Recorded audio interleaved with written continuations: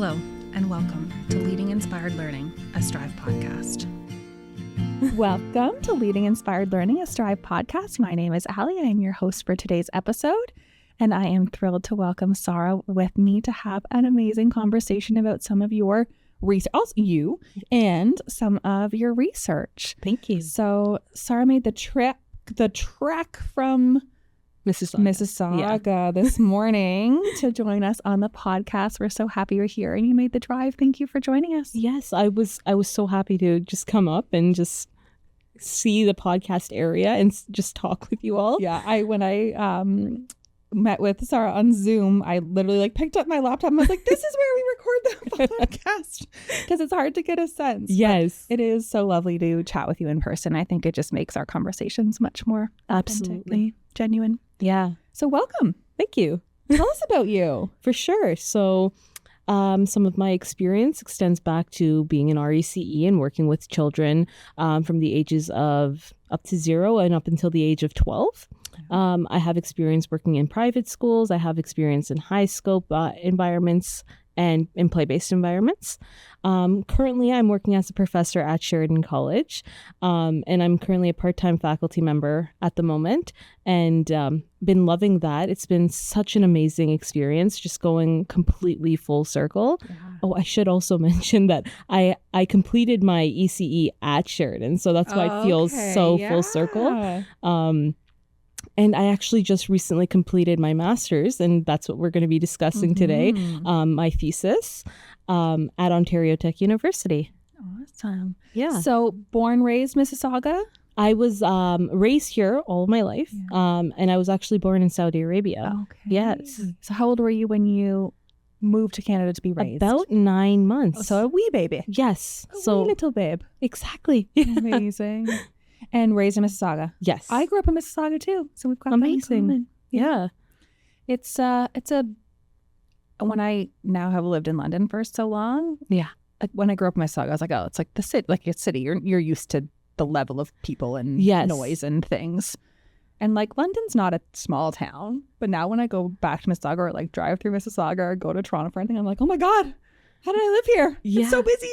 On the way here, this is my first time in London, so I've never come here before. But when I was on my way up here, I was like, wow, this is a very small area compared to where I am. I'm central Mississauga. So I'm very close to Square One. I'm very close by to Heartland. So it's very busy. And I'm like, this is very small. Right? Yeah. I agree. And I think people who are born and raised in London are like, no, it's not. It's a big city. And they're like, oh, to drive all the way across the city. And I'm like, you mean 15 minutes? It takes you growing up in Mississauga, you can't get anywhere in 15 minutes. No. Wild. It's crazy. Yeah. So born Saudi Arabia, raised in Mississauga. Yes. Siblings, family? Okay. So big family. Yeah. Okay. I am the youngest of 5. So I have 5 older siblings. Okay. I'm 6. I'm the youngest in my family, and I have 3 nieces. Sorry, no. Let me try that again. Yeah. I have 4 nieces and nieces. 1 nephew. Yeah. Aww. And I absolutely adore them. I spend so much time with them. I bet. That's wonderful. Are they all close to you? Yes. Oh, good. Yeah. The only, my second oldest sister, lives in Waterloo. But okay, so still not too far. We see each other quite often, actually. Yeah. I love that. Yeah. My brother lives in Vancouver, so I'm always very jealous when you have siblings close by. Yeah. It's so lovely. Yes. Amazing. You must be the best auntie. Oh, I feel like I am. It is. And especially job. With there's 4 girls as well. Right. So it's just always how can we always be able to support your needs, and how can we always be there to engage with you in that sense. And being an ECE in that sense as well, it's okay, when you're upset, okay, come and talk to me. It's full educator mode at that point. Yeah. Right. Yeah. Love it. That's awesome. Big families are wonderful. Yeah. Yes. Amazing. So what made you, want to tell us a little bit about your research? Yeah, for sure. So let's backtrack a little bit. So I had completed my diploma program at Sheridan, and I decided to head right into the degree that they have as well. So the early childhood leadership degree, is that? Yes. Yeah. And when I completed that, I started working in the field, and I was a before and after care educator. And it was a split shift. So I would do the morning and then I would come back in the afternoon, which I really enjoyed. Oh, good. But at some point I started feeling like there's a lot of stress in this environment.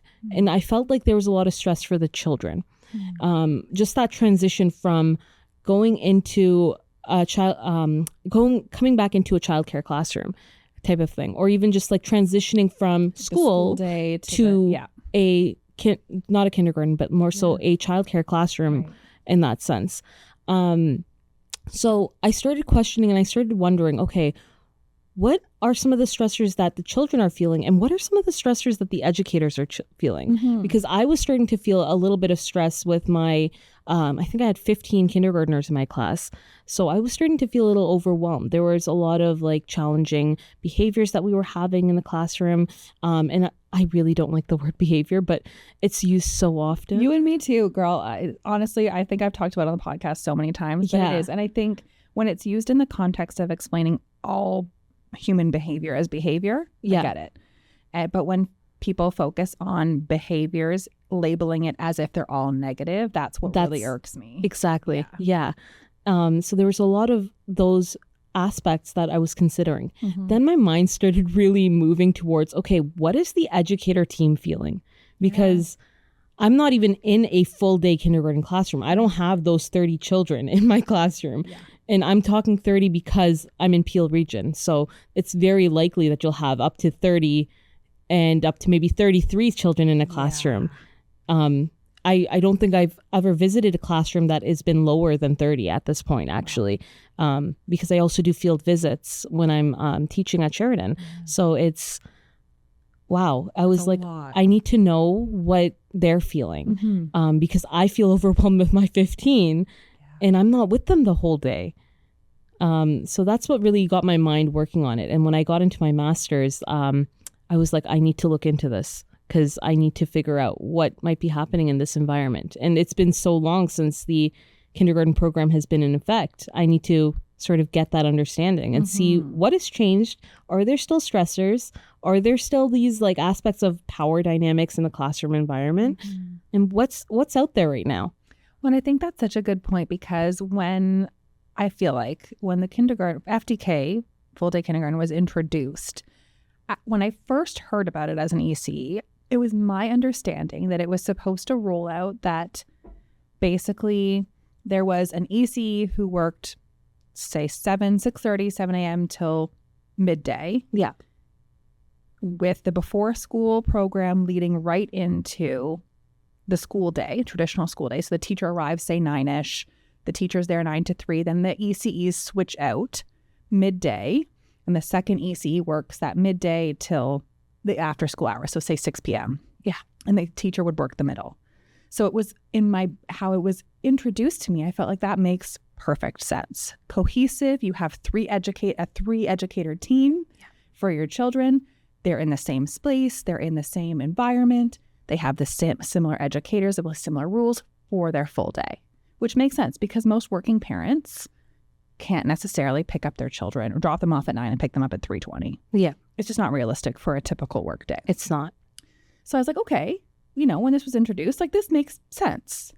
And then when it actually came to fruition, it was not that at all. It wasn't. Here in London, I know for sure we have third-party providers who do the before and after care programs. We have several really strong organizations who are incredibly competent in that area, but it means before school, a 7 to 9 educator, your educator team, 9 to 3, and then the after school care, again, transition 3:30 to 6 or whatever. And that is a lot of transitions. Yes. So I understand how you felt like your kids in your program were dysregulated by the end of the day. Yeah. Because think about it, they're also transitioning from sleep to awake to breakfast to out the door to school. They're taking off their stuff. They're in program. Oh, get your stuff back on. We're going back out to meet your class. Now you have it's a lot going on. It is. And I cannot even begin to explain how many of those children, when they'd come in the morning for morning care, they'd be so tired and they'd just be like, I need to close my eyes for a little longer. And we'd encourage that because it's like, okay, how are you going to be able to function throughout the day, whether you're grade 1, whether you're kindergarten, whether you're grade 4, how are you going to be able to function throughout the day if you haven't gotten a full night's rest in that sense? Totally. Because some of these children might have been waking up at 6 a.m., getting ready, then getting to the center for, okay, let's say 7 o'clock, right on the dot, right when we open, right? Yep. Exactly. Yeah. It's a lot. And I think how attuned you must be to the children in your program to have recognized that and then wanted to do something about it. Yeah. So how did you start? So I started talking with a lot of the educators that were in that school. Okay. So that's where it started. And I was like, how's it going? It wasn't even just like, oh, do you feel stressed? I know. It was just like good conversation. Like, how's it going? How's your day been? How are you feeling? Like just checking in on each other, just doing that mental wellness check, all of those aspects. Because honestly, it means so much when somebody just checks in, seeing like, It's true. how are you? Like, how are you feeling?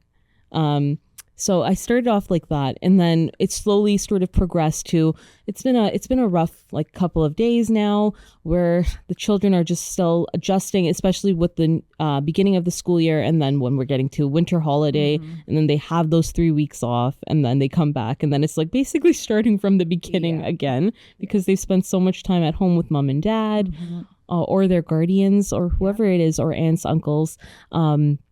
And they spend so much time with them, and then they're coming back to an environment where they're like, okay, 7 a.m., you're out the door, and then you're coming back, maybe even 6 p.m. latest, because centers close at 6 p.m. Yeah. Yeah. So then in those conversations, what were your colleagues saying? A lot of it was this aspect of, I'm feeling kind of overwhelmed with how much there is to do in the classroom, and there's so many children, and there's just not enough support. And that's what sort of really got me thinking. Yeah. And then eventually down the line, I had my contract didn't get renewed with the company that I was working with. And I sort of said, okay, I want to go into my master's. I've worked for a little while. I want to jump right in, do my master's, and sort of get back into the groove of doing school, because I'm honestly a lifelong learner at this point, and I enjoy school so much. OCTs are, honestly. Yeah, absolutely. And I enjoyed that aspect of learning something new in that sense. So when I got into the program, I automatically was put into the MEd, which is just the full course-based. Okay. Yeah, it's a course base of for the Masters of Education. And honestly, I wasn't even into the aspect of, oh, I want to go and do my MA. I didn't really want to do a thesis to begin with. But then one of my amazing professors, Robin, was like, you need to do the MA. And I'm like, okay, you convinced me. I'm going to do it. So explain, what's the difference between the Masters of Ed and the MA? So the Masters of Ed was just a course-based master's. So you did 10 courses and then you'd have a master's in education. Okay. And that's originally what I was going to do. Whereas the MA at Ontario Tech, What does MA stand for? a Master's of Arts in Education. It focuses in on doing 6 courses. So you have to have foundational courses that you take and then additional elective type courses. And you would essentially do that. And then the last 4 courses that you would take would be your thesis. So it'd be thesis 1, 2, 3, and 4. Okay. And I was a little overwhelmed with it, but I was like, I want to try it. I want to see, I like this aspect of research. And I want to see what I can come up with and what I can investigate. But yeah. Exciting. Hard. But so much, it was so worthwhile. Yeah. I wouldn't change a thing I love that. of that experience. It was just so amazing. So let's talk about your thesis. Yeah. So you've had this experience working in a before and after care setting. You have these, ideas floating around about some of the stressors that come in FDK in a full day program, including before and after care. So what made you decide to continue your research on your thesis around this idea?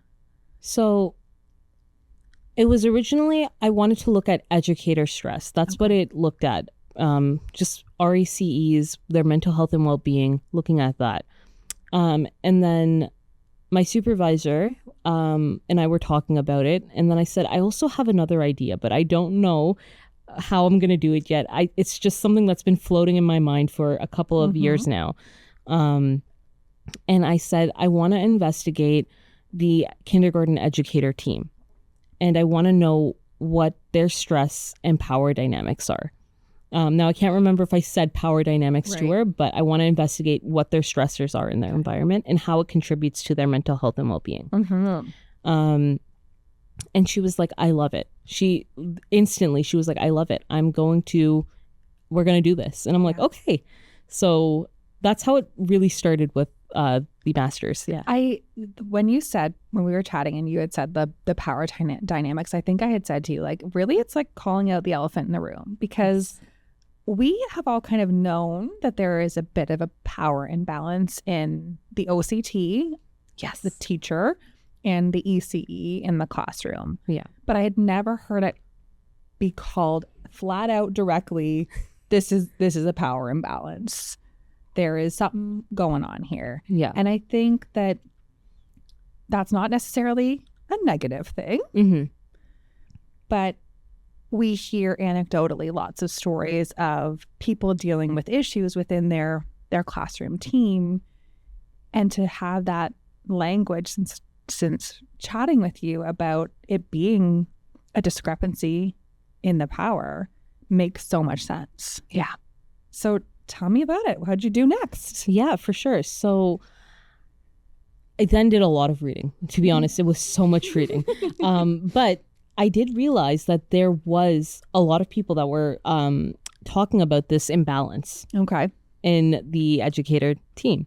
And I was like, okay, so there is something here. But now I want to know, it's been 15 years since this program has been in effect. How is it now? Right. Because sure, when year 1 and 2 were in effect, we didn't have the full day kindergarten program in effect at that point, right?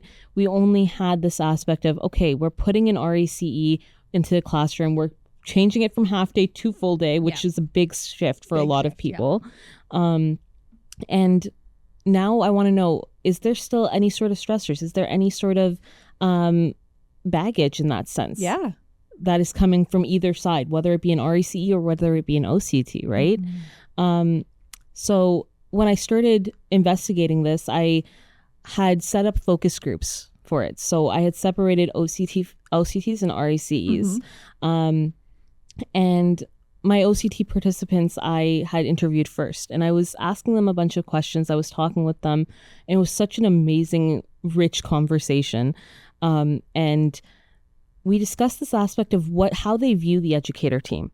And I was like, what do you guys notice? How do you feel when you're working with your partner? And a lot of them were saying that it's amazing. We have amazing partners.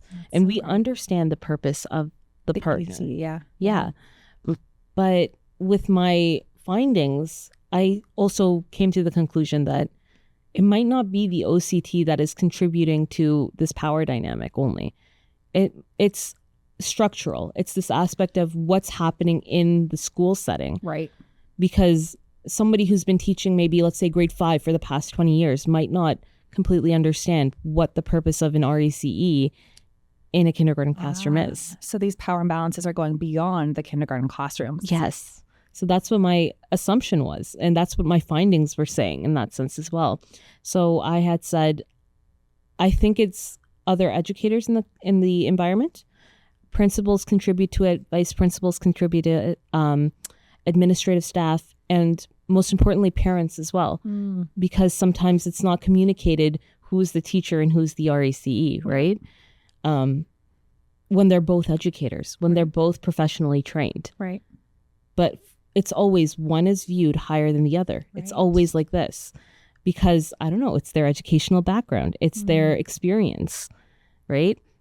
Whereas when I was talking with the RECEs, it was this aspect of, we are professionals. We know what we're doing. We know how to support their social emotional learning. And when it comes down to supporting the needs of these children, we're often the ones that are consulted, but then we're not recognized. Right. And that was the biggest thing. There's no professional recognition still. We still need to continue to add to that. And that was, you opened a can of worms with this. I really did. And it's never going to end at this point because I want to know more. Yeah. But yeah, that's like a gist of what the focus groups really talked about. Yeah. So then what? After you'd met with these focus groups and now you've pried open this can of worms. Yeah. What do you do next? So I started analyzing the data. I started going through it. It was like hours of like just going through back and forth. What does this mean? What code is like going to fit this perfectly in that sense? And honestly, that was the best part as well. It was just so much fun just going back and forth. It was like, what is this? Like, how can I identify this? Yeah. And I came down to 3 results. I came down to this aspect of collaboration being one of the results, which was there is collaboration in this environment. They do enjoy working with each other. They really do enjoy this aspect of collaborating with another partner because it makes it feel less lonely as well, especially with that many children in a classroom. Yeah. And it just adds so much to the environment with just having an RECE because they have that early learning environments knowledge and they have the early years knowledge, which adds to it. And then the other aspect was that there are imbalances in the environment as well. So there are structural constraints. There are professional recognition constraints that are also happening. Like what are the challenges in the educator team itself? And what exactly are the parents and the families add to. Yeah. Interesting. And then, the final result, I didn't even mention the final one. It was just advocacy and well-being was one of them. And professional recognition and educator identity. What do they identify as well? Right. Who are they? Do they identify as a professional? Do they identify as, I am an RECE, I am proud to be an RECE, and I should be recognized as one as well. Yeah. Did the RECEs that you worked with, did they feel, I've just anecdotally seen a lot of friends, acquaintances, people I follow on social media, local educators who are RECs in kindergarten programs, decide to go on to become OCTs after working in a kindergarten program for a while. Do you feel like in your conversations that because RECEs are viewed as less than, and there is this power imbalance, that many of them are wanting to become an OCT in a kindergarten classroom to kind of step up, if you will? So that was a big thing that I talked about in my research as well. For the research perspective, yes, they did want to.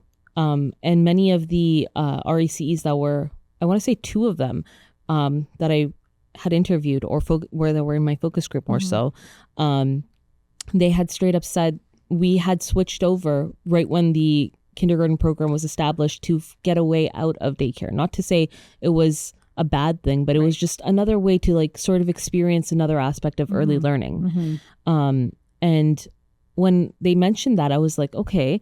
And they had both mentioned as well that it was a plan to become an OCT at one point, but just personal life wise, it wasn't possible because families came along. They either had to move, they had different financial circumstances that they need to handle. So those were some of the things, but it is a big thing that if you're a good enough RECE, you should go and become an OCT as well. And one of the participants was actually told that by her principal, where she said, my principal tells me you should go do the OCT, go do it. And she's like, but I'm happy where I am. Right. I'm an RECE. I like this. And yeah. Yeah. It's, I mean, professional recognition, you hit the nail on the head with that one because it's so complex. I'm so fascinated by this research because the power imbalance exists, the pay inequity exists, yes, which is the whole piece of it. Yes. And the fact that people feel like they're an REC in a classroom and that's still not good enough. Yeah. Like, when is it ever good enough? And isn't that a question that we should be focusing on ourselves, is when are we going to be, proud to shout from the rooftops, hey, I'm an REC and I'm really proud of it. Yeah. Is it connected to this pay imbalance? See, we did talk a little bit about pay, and that was something that was mentioned in my my research as well, where it's like the thing that contributed to some educator stress was that they couldn't connect and collaborate with their partners effectively because an OCT had a specific set time that they needed to leave at, and an RECE is paid hourly in that sense. So they were willing to stay back, like an REC was willing to stay back and talk and say, let's recap the day. What can we do better next time? What can we do for next week's program planning or anything like that? But it would be like, nope, it's time for me to go. Like, I'm looking at my watch. It's time for me to go. Yeah. And they were at the door, and it's like, okay, so I guess we won't get this chance to connect.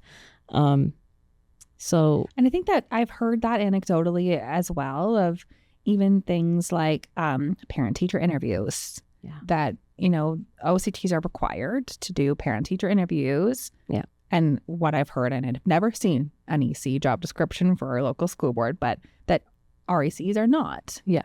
But then my personal experience is when I went to my son's, he's in JK, when I went to his parent-teacher interviews, both the OCT and the REC were there, and it was wonderful because I got to talk to them both about my son.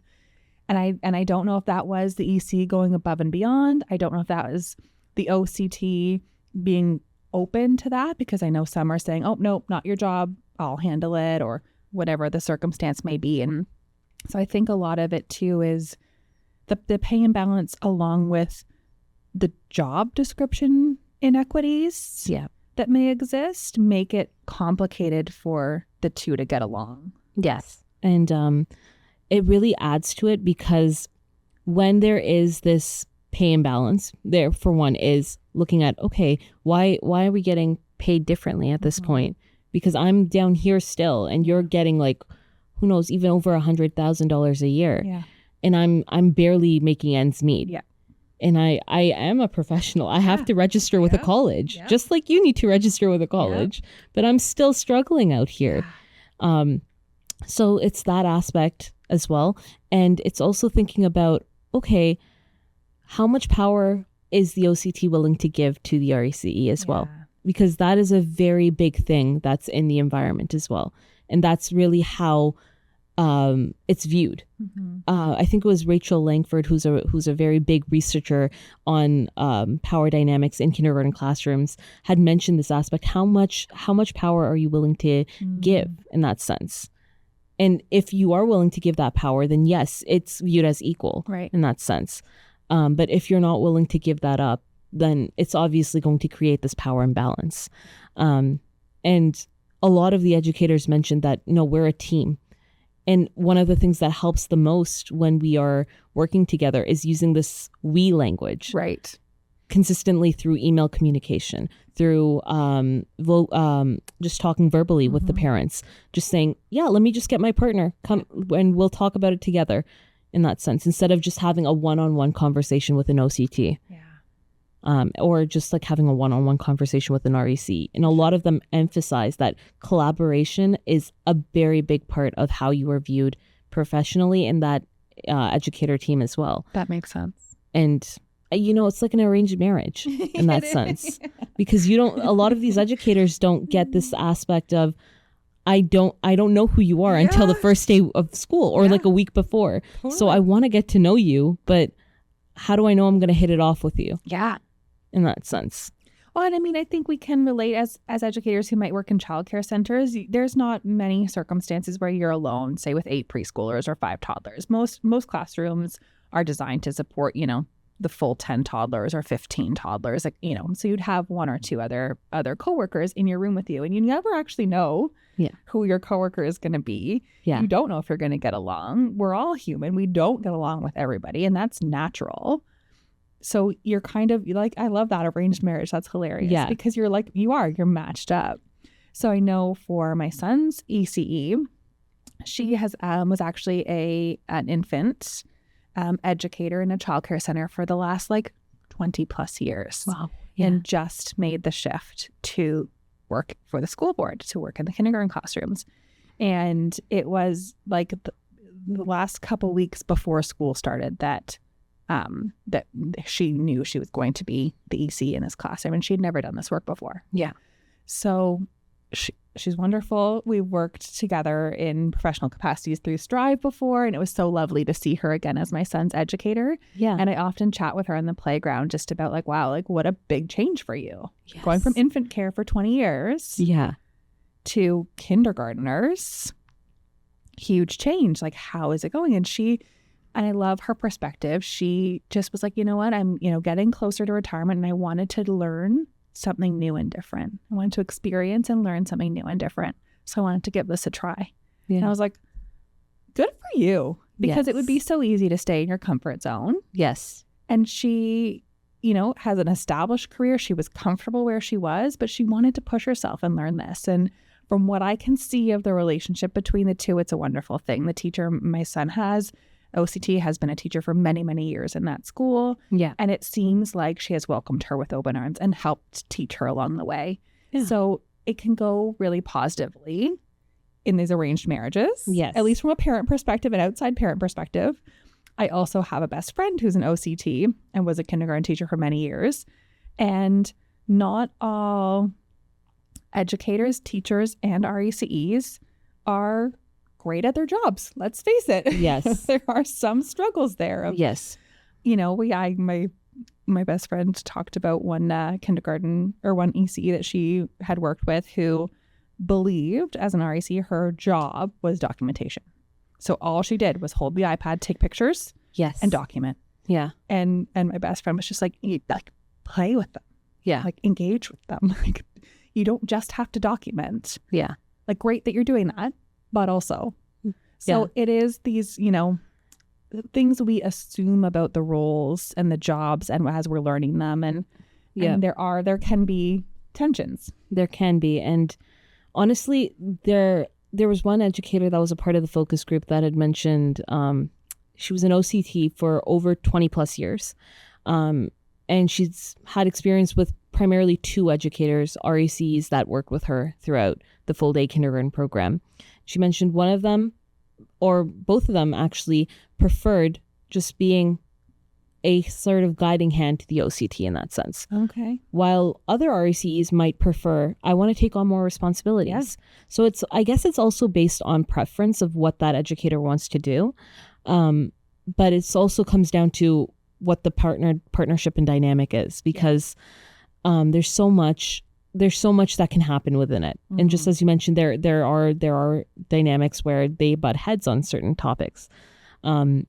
See, when some of the participants had mentioned that my room partner, so my REC room partner, will take on the JK's language and literacy, and I'll take on the SK's language and literacy, so that we can make it a little bit even and we can support each other that way. And then it just sort of switches over. I'll take on the SK's when they come, or JK's when they come to me on SK, in that sense. And that's how they sort of split it up. But there's no like set definition or set dialogue of what each person is supposed to do. Yes, it says on Ontario's website of, the OCT is supposed to have primary communication with parents, and that they need to have documentation completed. They need to do their report card writing. But at the same time, an REC also contributes to it, right? And one of the REC participants even mentioned that she had experienced that her room partner would consistently ask, what are some quotes that I can add into the report card? And she's like, you're not in the classroom as much as me, so you're not seeing all of these interactions. So yeah, you have to come to me to ask about these information. So it should technically be both that are doing the report cards. Yeah. And some OCTs take on the primary responsibility, and some collaborate with their REC partners in that sense. But yeah. Is the OCT the boss of the REC? Honestly, I think it depends on the classroom environment, because it feels like for some people it is, because of that power dynamic that is in there. There is 100% a power dynamic. But it's, once again, how willing are you to split it up? How willing are you to sort of hand over some power to the REC in that sense? Yeah, it's so interesting because, I have never worked in a childcare setting with a fellow RECE as my room partner and thought one was the boss of the other. Like, it's always been, we're a team. Yeah. And, our boss is our boss. Our director is our boss. We are our colleagues. But I can see how easily it would appear or feel like, or in some cases be requested, that things are run by the OCT in this superior role for the RECE. And it's so interesting to kind of analyze these dynamics. And it's when people come into the classroom, for instance, like resource consultants or support aspects of people that are coming in, or principals or vice principals that come in. They go straight towards the OCT. And it's like, hi, I'm also here. Yeah. Like, you can talk to me. So there is the aspect of who else is in the environment that adds to it as well, of who is in power. And it seems like it is the OCT that is consistently in the power, because whether it's their seniority or whether how long they've been in the field, or it's based off of, I just have more experience in that sense. I have more education to back me up in that sense. But a lot of the RECE participants even mentioned that I don't know how to support the children's social emotional learning as well as my RECE partner does. So they're 100% valued there. It's important to have you there. And they recognize that. Yeah. But it's just not recognized completely in the whole environment. So it sounds like we kind of have to blow up the system. Yeah. Yes. So essentially. What's next? Now you've done this research. Yeah. You've had these findings. Now what? So I want to keep researching, to be honest. I want to keep exploring this topic, or even just exploring advocacy for the educator team, because it's something that I've learned to I really like it. I really like looking at these perspectives. But at this point, it's just, I want to teach in regards to it as well. I want to showcase what is it like working in a kindergarten environment, because a lot of the students that are coming into the program, whether it be as an early childhood educator, they want to become an ECE and work in a kindergarten classroom, or they want to go off and do their OCT and work in a kindergarten classroom. So sharing that information, sharing that aspect of what is out there and what I found and what is available in the research realm in that sense, and sharing that information is just a wealth of knowledge that I want to do. But somewhere down the line, I will be continuing to research this topic. Yeah. I think it's so interesting. And we see it a lot too. Every year we have Fanshawe College has an early child leadership degree program, and we have host interns in they're after their third year going into fourth year for the summer here at Strive. And so we usually have about 2 interns every summer. Yeah. Most of them start their summer with us saying they want to go on to do their OCT. Yes. I've had 2 staff who did their ECL and went on to do their OCTs. Yes. I think even ignoring the power dynamic between the OCT and the RECE in the room, I think when FDK rolled out and RECs working in childcare applied to work for school boards, it was seen as a step up. Yeah. Like a ladder. We're moving up a rung here if I get to go from a childcare center to a school board setting. Yes. And at the time when it started to roll out, I know school boards got to be very selective with the RECs they hired, and they got to pick the best of the best, and got to, hire folks with lots of years of experience, and got to roll out this program with these incredible RECEs. Yeah. And it was seen as almost like a promotion. Yes, almost. And so I think this professional recognition that you talked about isn't just within the power dynamic between the OCT and the RECE. It's also in our sector as a whole. Yes. Because are we still viewing our colleagues who just so happen to work in school boards as better than a step up, they got promoted, however you want to phrase that?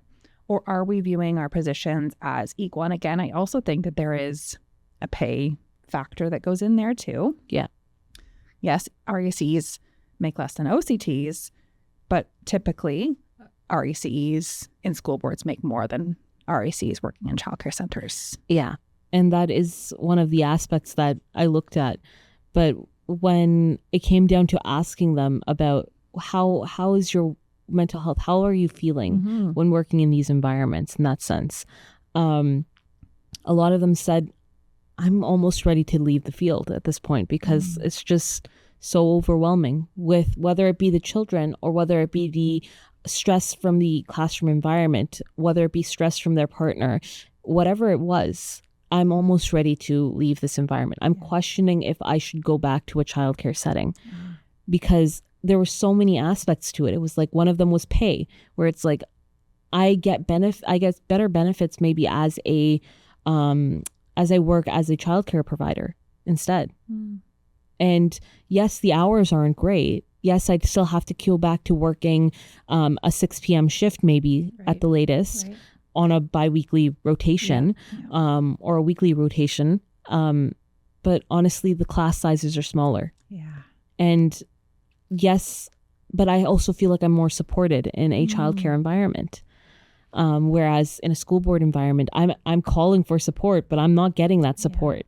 There's not enough EA support, right? So it's like I'm constantly having to be an RECE and an EA when I'm not an EA. So I don't have the qualifications to be able to do this.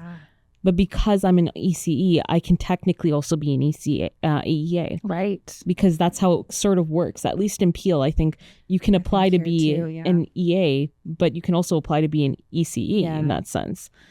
And And I think it's true too that, when I talked about when it rolled out and, lots of ECs applied and only a select few got it. Yeah. Like everything in early childhood education, there's a staffing crisis. Yes. That's true for school boards too. Yes. There aren't enough RECs to staff all the school boards appropriately, plus all the childcare centers, plus all the early ons, home care providers. Yes. You name it, right? Our field is so complex and there's just simply not enough of us. It's not. And there's consistently people leaving. Yeah.